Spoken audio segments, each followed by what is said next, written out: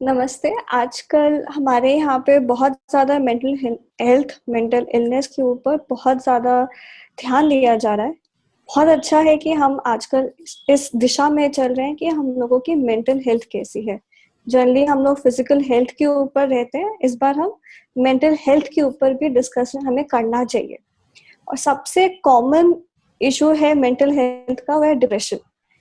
Depression इस हद तक चला जाता है कि वो सुसाइडल भी बन जाता है। इस विषय को आगे लेते हुए एस्ट्रोलॉजी के थ्रू कैसे हम प्रिवेंट कर सकते हैं या कैसे क्योर कर सकते हैं, इस बारे में समझते हैं। हमारे साथ दो पैनलिस्ट हैं, नितिन कश्यप जी और उर्वशी जी। मैं आप सबका स्वागत करती हूँ। उर्वशी, आप बताइए कि कैसे, क्या आपके विचार हैं इन सब चीजों के ऊपर।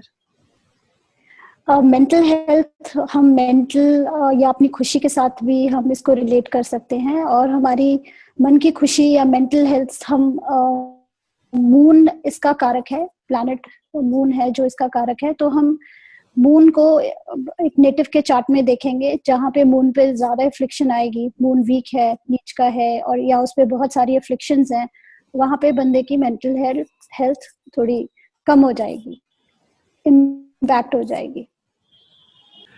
देखिए, जैसे आपने कहा, बिल्कुल आजकल अवसाद और तनाव, ये दो ऐसी बीमारियां हैं जो ऑलमोस्ट हर तीसरे अर्बन नेटिव को होती है। शहरों में ये ज़्यादा देखने को मिल रही है। और इस पर चर्चा आवश्यक भी है, क्योंकि डिप्रेशन के केसेस अगर हम WHO के अकॉर्डिंग भी देखें तो पता लगता है कि बहुत ज़्यादा एक्सट्रीम लेवल पर एक तरह से को बूम आया है इसमें, कि भाई पेशेंट बहुत बढ़ते जा रहे हैं। और जहाँ तक ज्योतिष को इससे जोड़कर देखने की बात है, मैं सहमत हूँ उर्वशी जी से कि अगर हम जब भी अवसाद की, टेंशन की बात या डिप्रेशन की बात करें तो चंद्रमा की स्थिति बहुत मैटर करती है। सॉरी, चंद्रमा बहुत इंपॉर्टेंट हो जाता है, क्योंकि शास्त्र के अनुसार भी चंद्रमा मन का कारक है। तो हमें ये जरूर देखना चाहिए कि चंद्रमा की पोजीशन कुंडली में कैसी है। जी जी। तो मून कितना ज्यादा इम्पैक्ट करता है हमारी कुंडली में? देखिए, चंद्रमा, जैसे मैंने कहा कि मन को रिप्रेजेंट करता है। अगर हम ज्योतिष में देखें तो लगन कुंडली के बाद जो सबसे ज्यादा इंपॉर्टेंट चार्ट है वो चंद्र कुंडली है। नॉर्थ इंडिया में जी तो चंद्र कुंडली अलग बनाई भी जाती है। तो चंद्रमा इतना इंपॉर्टेंट है एस्ट्रोलॉजी में, वो इसलिए क्योंकि चंद्रमा आपके मनस्थिति को दर्शाता है। राइट। जी देखिए, स्थितियां हम सभी के जीवन में प्रतिकूल अनुकूल आती रहती है। कई बार फेवरेबल हो जाती है, कई बार अनफेवरेबल हो जाती है। लेकिन आप उसको कैसे टैकल करते हैं, वो आपका चंद्रमा और लग्नेश बताता है। आप उसके रिस्पॉन्स कैसे देते हैं, there is one action taken by the environment और द सराउंडिंग। हम्म। आपके ऊपर वो एक्शन हुआ, तो अब आप उसको कैसे रिस्पॉन्ड करेंगे उसके लिए, तो वो हम चंद्रमा और लग्नेश से देखते हैं। बिल्कुल, लगन से पता लगेगा बंदे की मेंटल स्टेट क्या है, और चंद्रमा और फोर्थ हाउस से खुशी का लेवल क्या है। को ज्यादा तौर पे खुश रहते हैं कि निराश जल्दी जल्दी हो जाते हैं, ये हम लगन, फोर्थ हाउस और चंद्रमा से देखेंगे। इसी उर्वशी जी ने जैसे बताया, लगन, चंद्रमा और फोर्थ हाउस से हम देखेंगे। सॉरी, आज थोड़ी मेरी तबीयत खराब है, तो बियर विद मी। जो ये चार तीन चीजें हमने बताई, अब इसको अगर हम डीपली देखने की कोशिश करें, ठीक है, हमने कहा चंद्रमा बली होना चाहिए, राइट। लेकिन चंद्रमा कब कब अवसाद दे सकता है, अगर हमें इसके बारे में बात करनी हो, तो I am showing one presentation with both of. तो जैसे शिवानी, अभी आप थोड़ी देर पहले बता रहे थे कि यदि तनाव और डिप्रेशन बढ़ जाता है तो सुसाइडल टेंडेंसी हावी हो जाती है। ठीक है। जी वो उसका एक रीजन ये भी है कि जब आपको लगता है कि समाज आपको नजरअंदाज कर रहा है या आपकी कोई वैल्यू नहीं है किसी की नजर में, तो आप समाज से कटने लग जाते हैं। और तब एक ऐसा लेवल अचीव होता है कि आपके होना ना होना लगता है कि सोसाइटी पर कोई इसका इम्पेक्ट नहीं होगा। तब शायद इस तरह की इवेंट कोई नेटिव कर पाता होगा। Because for such action man needs guts, right. हर कोई जी नहीं कर सकता। अपने आप को चोट पहुंचाना बहुत मुश्किल है, सुसाइडल टेंडेंसी के बारे में तो सोचना बहुत दूर की बात है। व्यक्ति कितना कितना तनाव में होगा, कितना अवसाद में होगा यदि वो इस तरह के कृत्य में इन्वॉल्व होता है। अब जैसे आपने कहा कि उर्वशी जी भी बता रही थी कि चंद्रमा जो है वो इमोशंस का कारक है, और लग्नेश से और चंद्रमा से, मैं फिर रिपीट करूंगा, लग्नेश से और चंद्रमा से हम ये देख सकते हैं कि नेटिव सोसाइटी को कैसे टैकल करता है। ठीक है, जैसे एक मैं कहूँ डीप रूटेड ट्री होता है ना, अगर आपकी जड़ें बहुत गहरी हों तो कितना मर्जी तूफान आए, आप ऐसी विषम परिस्थितियों में भी स्टैंड करते हो, आप वहां पर अडिग रहते हो। ठीक है, और वहीं अगर आपका चंद्रमा और लग्नेश कमजोर है तो ये आप उस तरह के पौधे को समझिएगा जिसकी जड़ें मजबूत नहीं है, तो हल्की सी हवा का झोंका भी आएगा तो आपको वो उड़ा के ले जाएगा। तो चंद्रमा का बल देखना आवश्यक है। अब क्वेश्चन वही, चंद्रमा का बल किस किस तरह से देखा जा सकता है? शास्त्र के अनुसार चंद्रमा के बल के लिए पक्ष बल देखना बहुत जरूरी है कि चंद्रमा पक्ष बल के आधार पे कितना बली है। अभी थोड़ी देर में हम बताएंगे कैसे। फिर वो किस राशि में गया है, उसका क्या इम्पैक्ट वो लेगा, किन प्लैनेट का उसके ऊपर इन्फ्लुएंस आया है, और एट द एंड कॉन्स्टलेशन किस नक्षत्र में वो है। ये सारी चीजें मिलके कंबाइंड होके हमें बताएगी कि चंद्रमा हमारा अवसाद की ओर हमें लेके जाएगा या आपको प्रफुल्लित करेगा या आपको खुश रहने में मदद करेगा। सबसे पहला फैक्टर है वो है पक्ष बल। राम पक्ष बल, जैसा कि आपको पता भी है कि महीने के दो खंड होते हैं, दो पक्ष होते हैं, शुक्ल पक्ष और कृष्ण पक्ष, वेनिंग पीरियड और वैक्सिंग पीरियड में मून का साइज बढ़ता जाता है, राइट। एक असेंडिंग मोशन में वो होता है कि अपने जो उसका फुल साइज है उसको अचीव करने लगता है डे बाय डे। वो ग्रेजुअली अपना size day by day decrease करता है। तो ये बहुत आसानी से समझा जा सकता है, बढ़ती हुई चीज को हमेशा सदैव अच्छा माना गया है। तो जब हम चंद्रमा के बल की बात करें तो हमें ये देखना होगा कि Shukla Paksha is considered to be better than the period और दी कृष्ण पक्ष, राइट। इसमें भी स्पेसिफिकली जब शुक्ल पक्ष का अष्टमी आए, यानी मेरी बात समझिएगा, अमावस्या के दिन चंद्रमा डिमिनिश हो जाता है, नजर नहीं आता। फिर उसके बाद डे बाय डे वो अपनी स्ट्रेंथ अचीव करना स्टार्ट करता है। तो अगर हम जस्ट आफ्टर अमावस्या का दिन भी देखें, प्रतिपदा या first day of waxing period, उसमें भी चंद्रमा बहुत स्ट्रांग नहीं होगा, क्योंकि अभी अमावस्या से जस्ट वो एक स्टेप ही आगे आया है। इस वजह से जब शुक्ल पक्ष में अष्टमी आएगी, यानी तब तक उसने एक अच्छा साइज अटेन कर लिया है, वहां से हमें मानना चाहिए कि चंद्रमा बली है।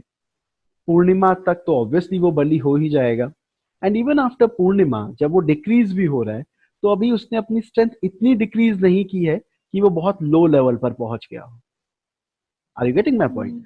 तो इस वजह से we should consider 8 day of waning period to 8 day of waxing period. In this period moon is quite. Any question Shivani? नहीं सर। ओके, तो पहला फैक्टर बहुत आसान है, वो इस तरह देखना है, अगर चंद्रमा बली है तो उसमें डिप्रेशन के चांसेस कम आएंगे। Second factor, planetary influence. For this particular influence, we need to classify planet into three categories. There are certain सात्विक planet, then राजसिक, and then finally तामसिक।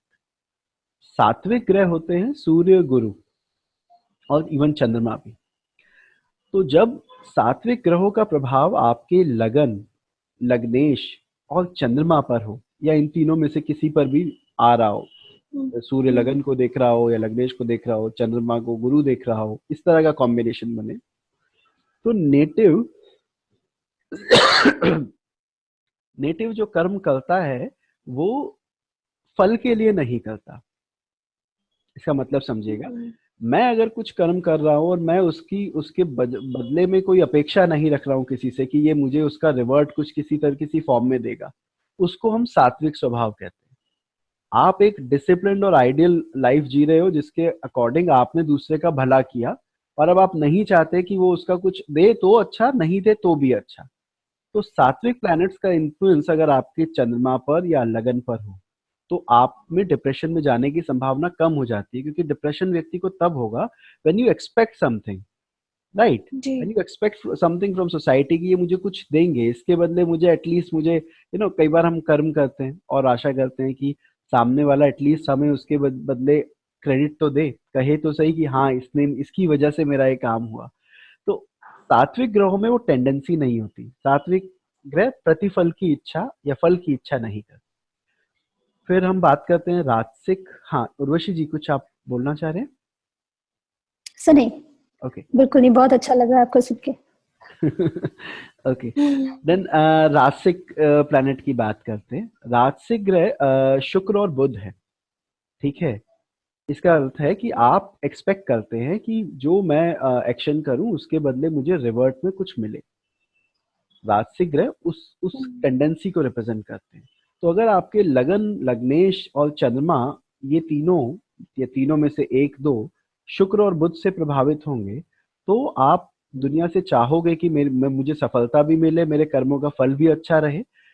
उस स्थिति में जबकि ये शुभ ग्रह हैं, मैं रिपीट करूंगा, ये शुभ ग्रह हैं, स्टिल ये आपकी एक्सपेक्टेशन हाई करते हैं, जिसकी वजह से नर्वस होना और टेंशन में जाने के चांसेस बढ़ते हैं।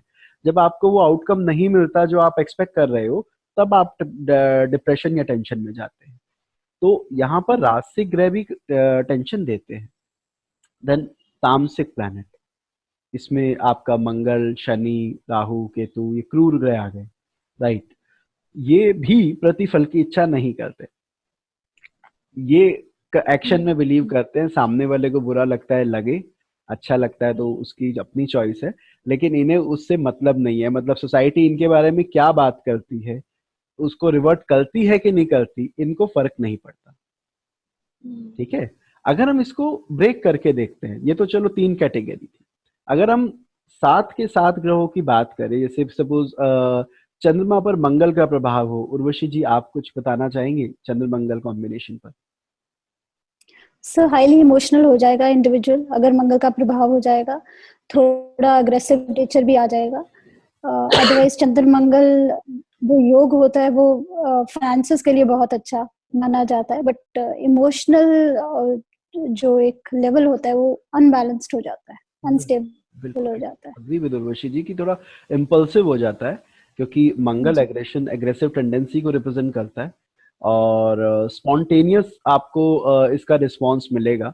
अगर इस नेटिव को आपने छेड़ा या कुछ कहा तो ये अब तभी की तभी आपको वही उसका रिजल्ट दे देगा या बता देगा मुझे बुरा लगा है, ठीक है। और बिल्कुल ये कॉम्बिनेशन फाइनेंशियल कंडीशन के लिए अच्छी है, क्योंकि जितने भी बड़े इंटरप्रेन्योर हुए हैं जिन्होंने अपनी मेहनत से या अपने एफर्ट से कुछ अटेन किया है, उन्होंने लाइफ में बड़ा रिस्क लिया है, राइट। अगर आप रिस्क नहीं लेंगे, अगर रिस्क सक्सेसफुल हो जाता है तो हम उन लोगों की बड़ी तारीफ करते हैं कि they are quite courageous, bold. देखो इन्होंने सोसाइटी से हटके कुछ इनोवेटिव किया और वो अच्छा रहा। बट अनफॉर्चुनेटली अगर वो नहीं पिटता तो लोग नहीं चलता तो हम ही उन लोगों को बेवकूफ कहते हैं कि यार देखो सोसाइटी से जो उसके टर्म एंड कंडीशन है उससे हटके किया और इतना बड़ा रिस्क लिया, अच्छी भली लाइफ थी खराब कर ली। तो उर्वशी जी ने बिल्कुल सही कहा कि चंद्र मंगल योग नॉर्मली अच्छी फाइनेंशियल कंडीशन को दिखाता है, क्योंकि वो लोग रिस्क लेना जानते हैं, राइट। इसी तरह से अगर हम चंद्र शुक्र की बात करें तो चंद्र शुक्र में भी फाइनेंशियल कंडीशन अच्छी बताई जाती है, लेकिन हाईली इमोशनल हो जाता है, अफेक्शन वाला पार्ट ज्यादा बढ़ जाता है। क्योंकि देखिए अगर हम सारे ग्रहों में देखें तो चंद्रमा और शुक्र ये दो ऐसे ग्रह हैं जो कि इमोशंस को रिप्रेजेंट ज्यादा करते हैं as compare to other. Love, romance, affection, मातृत्व, स्नेह, जितने आप ये शब्द हम हिंदी या इंग्लिश में बोल लें, वो सारे कहीं शुक्र चंद्रमा से संबंधित हैं। अगर ये दोनों चार्ट में कनेक्ट हैं एक दूसरे से तो आपको इमोशन आप में हाई रहता है, ठीक है। You are quite expressive. अगर किसी कोई कुछ पसंद है तो आप बताते हैं हाँ ये मुझे अच्छा लगा, राइट। कई लोग आपको मिले होंगे सोसाइटी में होते हैं जो कि अपने इमोशन शो नहीं करते, एक एक रिजिडिटी, एक अपना वो बैलेंस बना के रखते हैं अपनी पर्सनैलिटी की में कि मैं ये वर्ड नहीं बोल सकता या मैं ऐसे अफेक्शन नहीं शो कर सकता।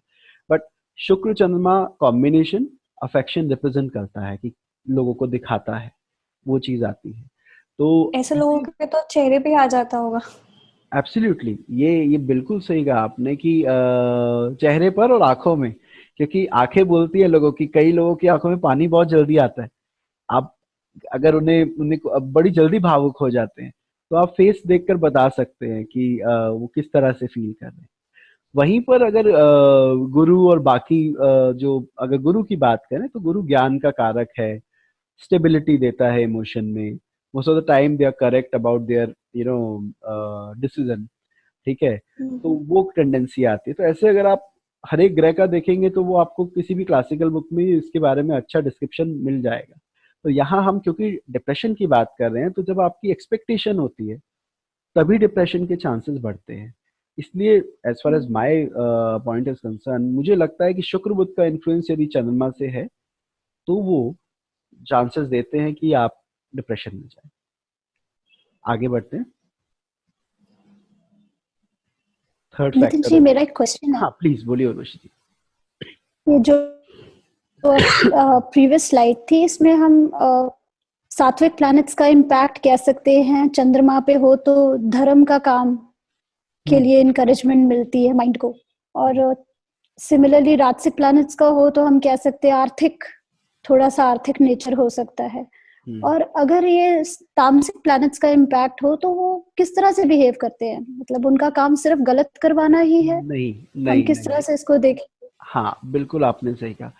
देखिए यहाँ पर अगर मैं पहले वर्ण के बारे में बात करूँ, क्योंकि आज के लिए टॉपिक बहुत रिस्की है इस पर बात करना। ब्राह्मण वैश्य क्षत्रिय शूद्र जो हम बोलते हैं, क्योंकि वो कास्टिज्म पर आजकल वैसे ही बहुत डिस्कशन चल रहा है। लेकिन मैं अगर आपको बताऊं